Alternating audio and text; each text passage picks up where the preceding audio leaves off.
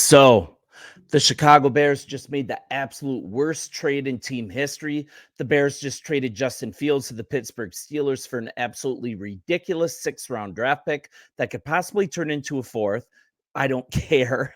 Just absolutely ridiculous. I suppose it's poetic justice, though. You completely mismanaged Justin Fields' career, so you might as well mismanage a trade that sent him out of town. What's up? I'm Sean. This is Sports Talk Bears. I'm going to take complete ownership on this. I did not think for a moment that we would ever trade Justin Fields. I thought we were sticking with him as our quarterback. I was wrong. I'm going to take full ownership of this. But even with the trading of Fields happening, we're still a growing and positive community here. Join us and subscribe. Would love to have you. So as you guys know, I've been pro Fields this whole time. I posted a story yesterday detailing why I thought the Bears were never going to trade Justin Fields. I honestly did not think it would ever happen. I thought for sure we would build around him. But then last night, guess what? It happened.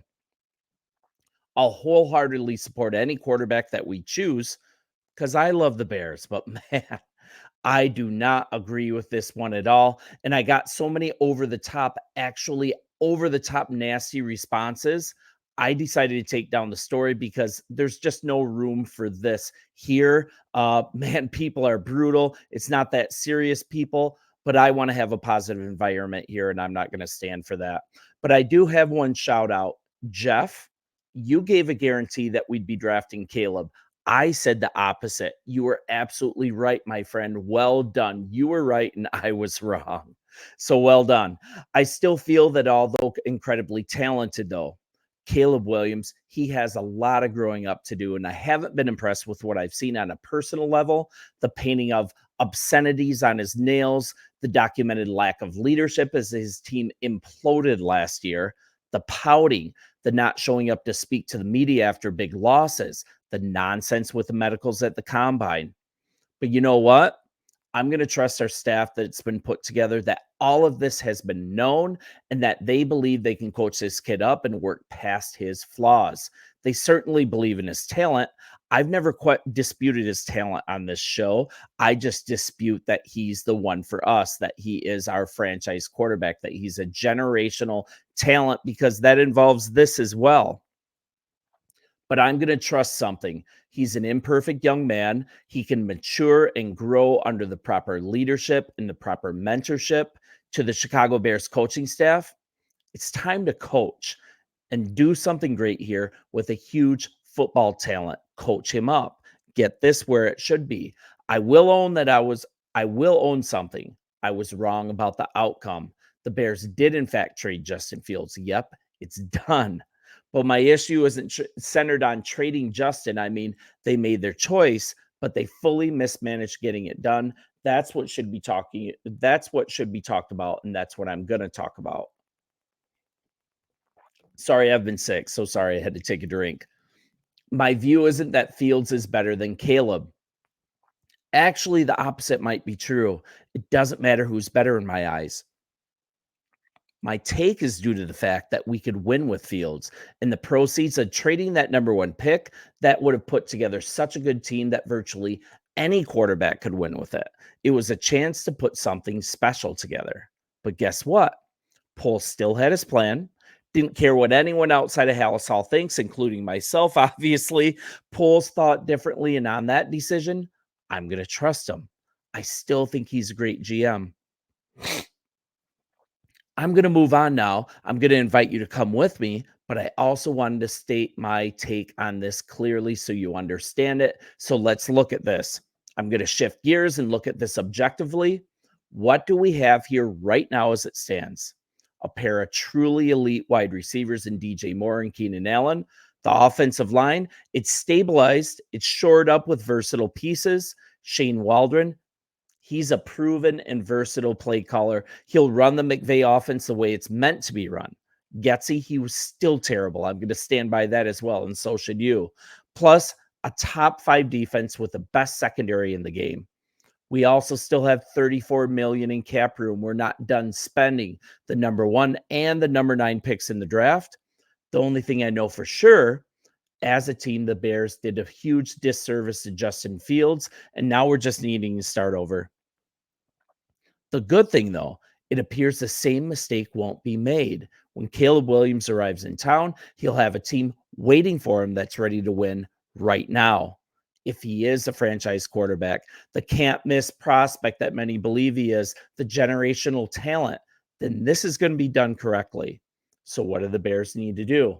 Don't get cute. Don't second guess.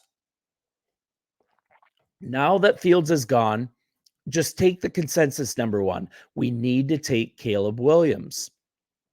You can say, as I will, Fields had taken notable strides in the last 3 years, but now this number one pick makes it possible that Caleb Williams is available, and many believe he's a generational talent. You guys know I'm not sold on that, but let's just go with it.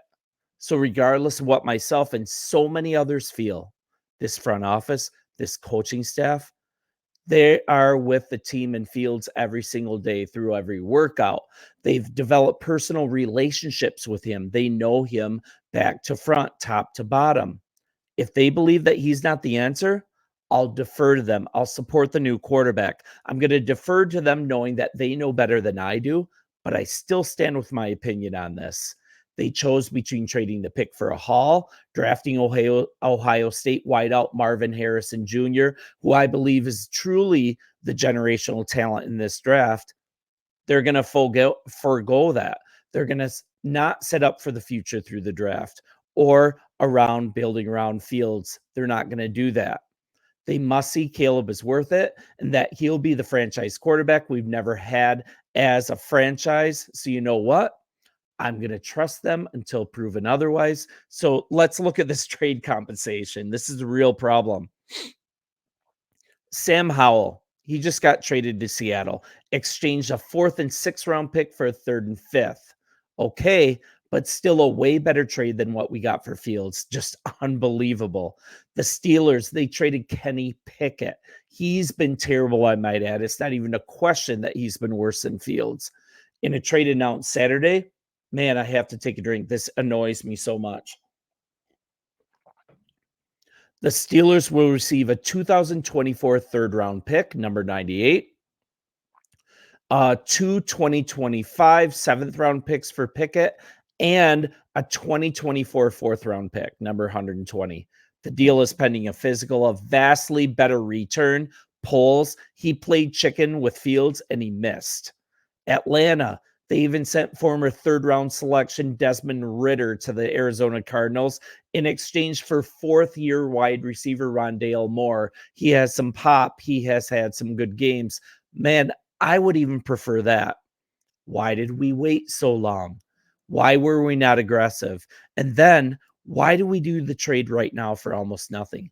Why wouldn't we wait until training camp, until a starter went down from another team?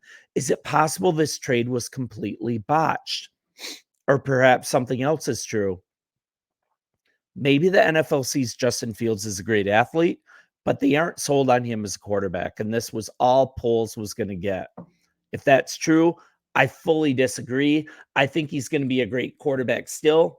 It's just going to be for someone else. Maybe it will be for the Pittsburgh Steelers. I don't think it's going to be hard for him to beat out Russell Wilson for the starting position. I'm going to support this Chicago team regardless. So now, Caleb fans, welcome. I'll make this a positive place for you as well. We can coexist. There should still be absolutely no reason the Bears should not be a playoff team in 2024. The bar is officially set really high. Having a rookie quarterback now, it's not an excuse either. It's time to pay up. So what do we need? We need a defensive stud defensive end right now. We didn't pay for one in free agency. Polls. Get this done in the draft. With an end to pair with Sweat, this defense, it can be unstoppable. It can carry us all the way.